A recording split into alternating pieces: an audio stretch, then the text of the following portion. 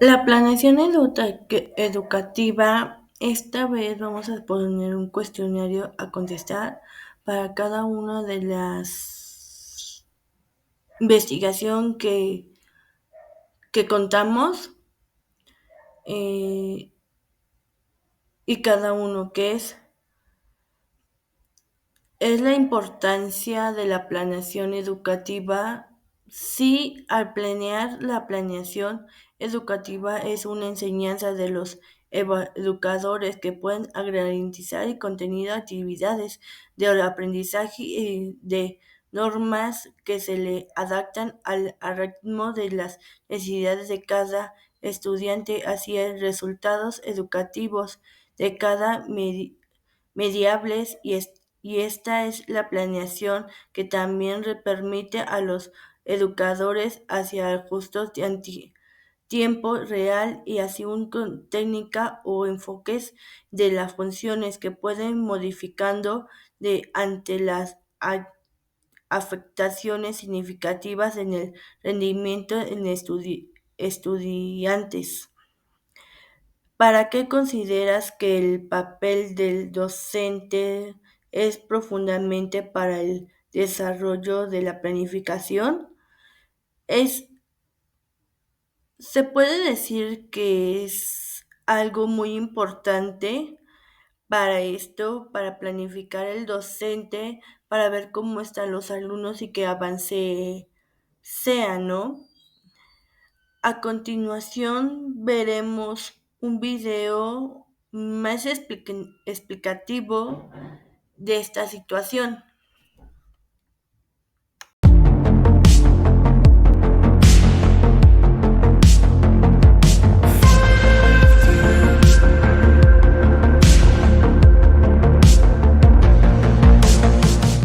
Esa es Medellín, la ciudad de la eterna primavera, la ciudad de las flores, la de las mujeres más bonitas. Son algunas de las cosas que dicen. La ciudad más innovadora del mundo en el 2013. Forbes hace un par de semanas la acaba de sacar como la cuarta ciudad en el mundo más cool para visitar. Espero que la conozcan y se animen y vayan a Medellín. Pero no siempre fue así. Seguramente muchos recordarán que en los 90 era reconocida como la ciudad más violenta del mundo. Mientras que en Costa Rica por cada 100.000 habitantes habían 5 homicidios, en Medellín, solo en Medellín, habían 400 homicidios por cada 100.000 habitantes. 5 versus 400 homicidios por cada 100.000 habitantes. La ocupación, digamos, más rentable que existía en Medellín era ser un sicario o pertenecer a alguno de los grupos de la droga en la ciudad de Medellín. Las bombas, seguramente recordarán un montón de noticias producto del narcotráfico que la convertían definitivamente en la ciudad más violenta del planeta. Se imaginarán qué significa crecer en la ciudad de Medellín en un barrio violento, en un barrio de drogas de la ciudad de Medellín. Y se podrán imaginar o pensar un poco qué probabilidad tiene un niño que crecía en los 90 en la ciudad de Medellín de no morir antes de los 16, porque además esas cifras de homicidios generalmente estaban situadas en personas menores de 23 años. ¿Qué probabilidad y qué podríamos esperar de un niño que crece en una ciudad violenta, en un barrio violento de la ciudad de Medellín, para que se pueda convertir quizás en un ingeniero o en un doctor, o que por lo menos no se convierta en parte del problema, en una persona más, sumándole al problema de la violencia de la ciudad? Pues este era yo cuando crecía en la década de los 90 en la ciudad de Medellín, creciendo en un barrio violento de la ciudad de Medellín, en donde antes de los 7 años, mientras caminaba hacia el colegio, pude ver a unos cuantos metros que asesinaran a un hombre simplemente por probar un arma sin ninguna razón aparente. Nunca hay una razón definitivamente para quitar la vida a alguien. Antes de mis 12 años recibo la noticia de que habían asesinado a mi abuelo de 70 y algo de años, sencillamente porque no había pagado una microextorsión. Y meses más tarde asesinan también a mi tía por lo mismo. Antes de las 8 de la noche había que quedarse encerrado en la casa porque empezaban unas guerras entre barrios donde si uno estaba parado en la esquina, pues sencillamente una bala perdida te podía matar. Mi primo, por ejemplo, ante la muerte de mi tía, decidió salir a vengarla y terminó metiéndose en la banda contraria de la banda que la había asesinado, y antes de los 16 años, a la salida del colegio, lo asesinaron. Ese era altamente probable la vida que podíamos, o el destino que podíamos sufrir cualquiera de los jóvenes que crecíamos en medio de la violencia de la ciudad más violenta del mundo. Pero en mi vida pasó algo diferente. Me encontré con un superhéroe, un maestro que inspira. Un maestro que, más allá del bajo salario que reciben los maestros en Colombia y en gran parte de América Latina, decidía quedarse en las tardes para dedicar tiempo a sacarnos de esa dinámica de violencia de las calles y de las esquinas de nuestros barrios, a mostrarnos oportunidades más allá de las fronteras invisibles de nuestros barrios. Hasta el punto llegó a inspirarnos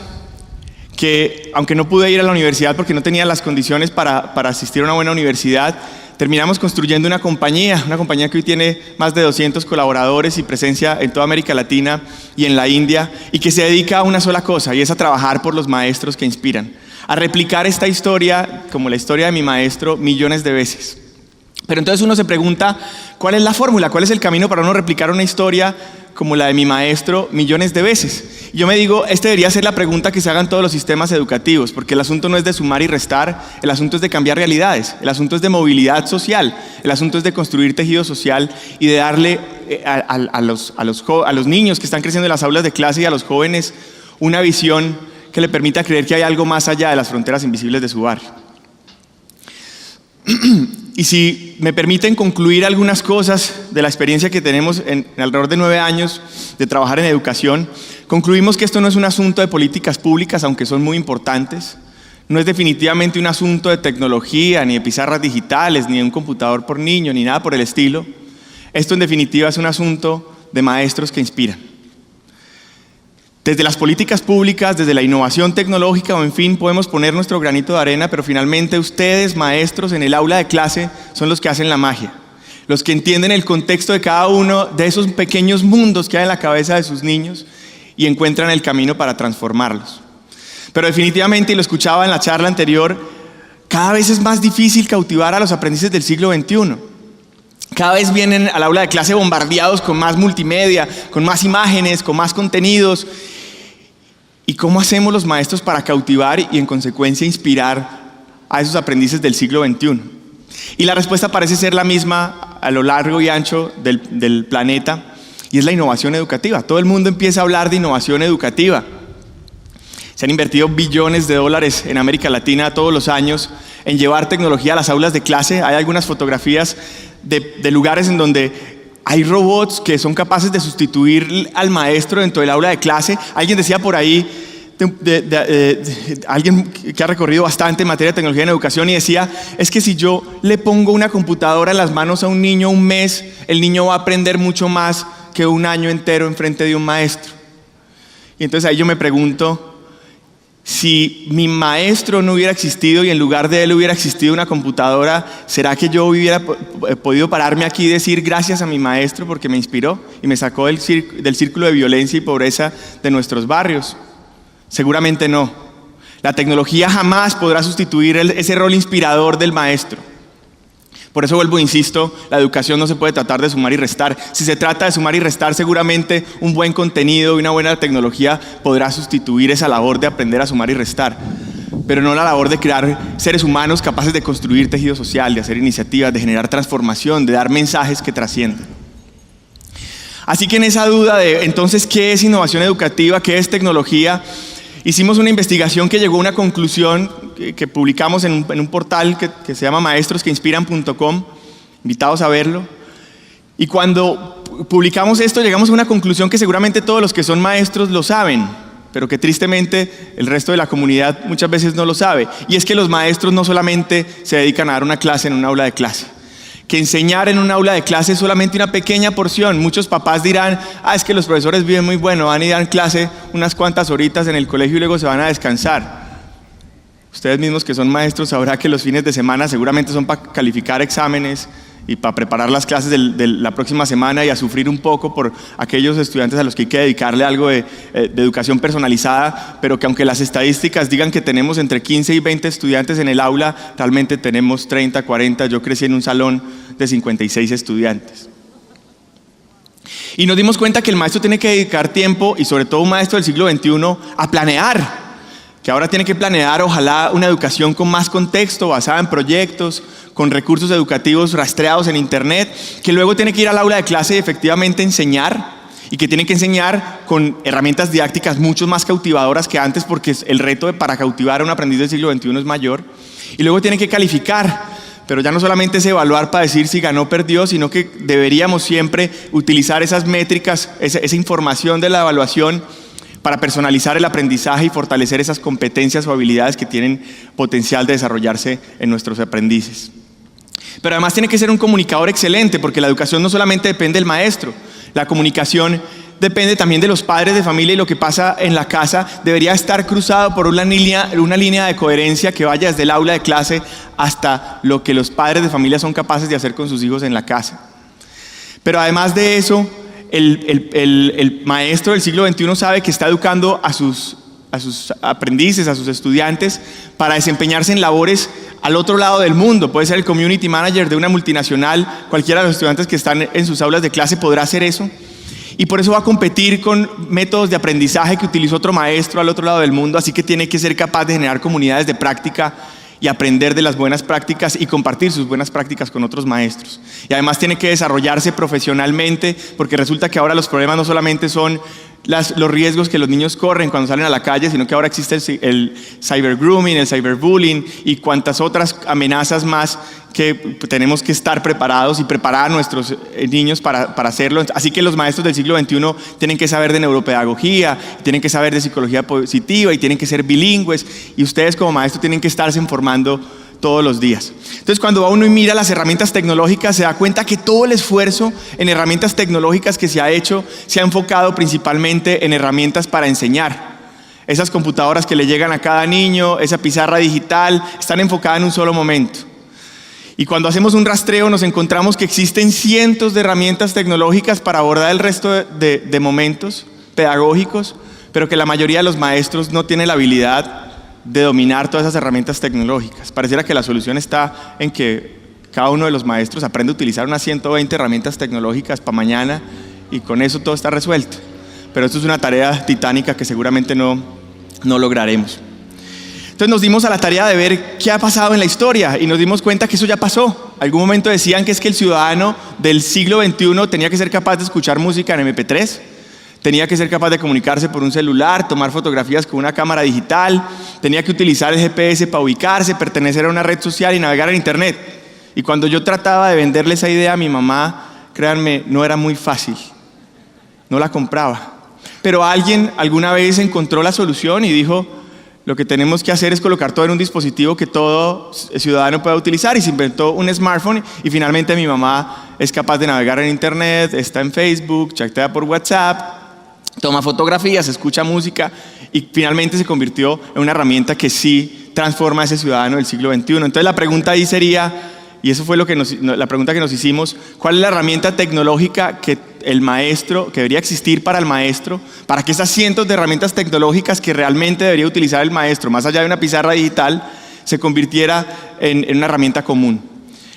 Así que inventamos y patentamos una herramienta tecnológica que es algo así como el asistente personal del maestro, una computadora en sí misma. Eso que ven ahí es una computadora, pero que además de eso es una academia de desarrollo profesional docente en todos estos temas que la UNESCO marca como los temas que un ciudadano del siglo XXI debería tener. Pero además es una herramienta que le ayuda al maestro a planear clases más rápido y basados en experiencias de aprendizaje de otros maestros alrededor del mundo, pero que además tiene miles de recursos educativos que se sincronizan a un clic para ser utilizados sin internet, pero que además de eso le ayuda al maestro con tareas repetitivas como tomar lista en el aula de clase,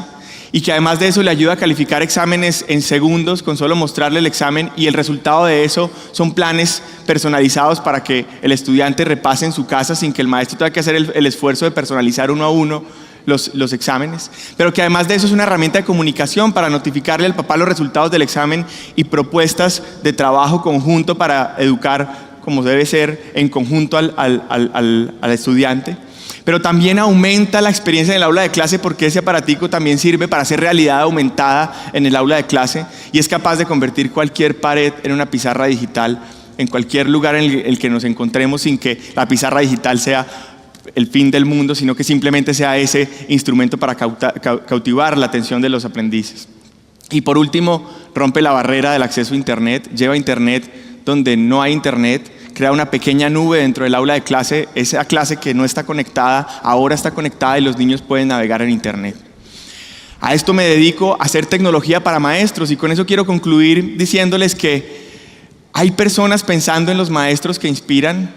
hay compañías, hay personas pensando no en innovación de cómo hacer que el estudiante aprenda mejor sin el maestro, sino pensando en cómo potenciamos las habilidades de los maestros que inspiran para transformar sus aulas de clase con innovación. Hoy en la mañana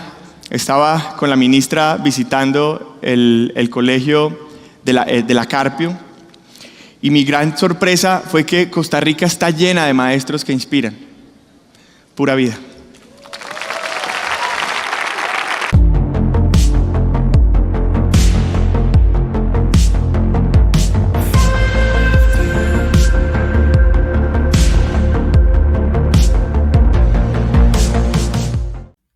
¿Qué medidas implementarías y por qué la planeación educativa de México sea el mayor calidad y brindar el mejor comportamiento que si es posible es la evaluación del docente que función de un desempeño de sus estudios y el reflejar a factores de fuera de su control porque el aprendizaje de un niño depende de otros factores como el alumno mismo, de los padres, familia y los administradores que pueden ser los maestros y las instituciones de cómo llevan cada control, porque es la planeación que debe ser enfocado enfocadamente a los objetivos que se buscan alcanzar y no ser iguales para todos. Es la evaluación del docente que funciona, del desempeño de sus estudiantes y del desempeño de cada uno de ellos que se reflejan factores fuera de su control, porque a los aprendizajes del niño dependen de otros factores como el alumno mismo, de los padres de la familia y los administradores de que se les interesa combatir inductivo. ¿Qué factores consideras prioritarios dentro de la planeación para que el desarrollo sea apropiado? Es el propuesto de una herramienta de gestión que permite seguir y cumplimiento de los objetivos de que se analizan en el nivel que el éxito, estudiar el control del gestor y de ingresos para no poder nunca vista de relatividad de proyectos, así como visitar visibilidad por el mucho lo que se planifica por los recursos y el tiempo y de la economía de cada uno de los alumnos o de cada uno de los padres.